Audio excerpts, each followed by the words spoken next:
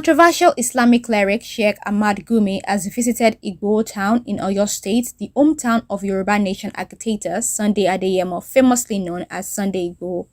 Gumi was seen in Igboho town alongside with a former chief executive officer of the National Health Insurance Scheme (NHIS), Professor Usman Yusuf. Gumi and Yusuf were seen standing in front of a Muslim grammar school signboard in Modeke, Igboho. Gumi noted that he has seen nothing to warrant people to agitate that they should be separated from Nigeria. Yusuf also added that it was the elites that were dividing Nigeria and not the common people, noting that the common people are the same.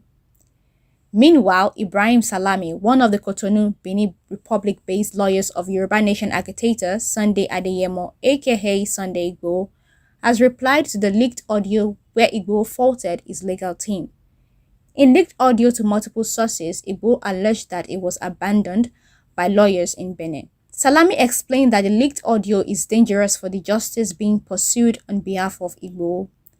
According to him, Igboho was angry with him and other members of the legal team because he felt that he had no reason to remain in police custody. The professor of law explained that Igboho found it strange to remain in police custody for not committing any crime. He also opined that Igboho gets angry way too easily. However, he agreed that the agitator has every right to be with the way he was detained in violation of the law. This town, Igboho, which found is a Muslim community, and we can see some cattle grazing in their courtyard. This is a place where I think Nigerians need to understand that we need to live together. Because I've seen nothing here that can warrant people to agitate that they should be separated from our beloved country, Nigeria. Professor Usman Yusuf, I don't know whether you have anything to say.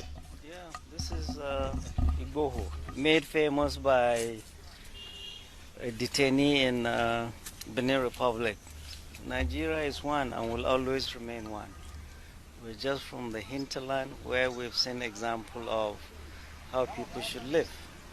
Right? And this is why we're here. Nigeria is our country, and we are working to see how we can all come together, all faith. You see, the town we went to, Elisha, Burata, is it Burata? You see churches, you see mosques, you see Fulanis, you see the natives, you see Yorubas, all coming together. This is the Nigeria we grew up in, not the poison Nigeria, this Igboho, yeah. Igboho people, and people say Nigeria is divided. It is the elites that are dividing Nigeria, not the common people. The common people are all the same.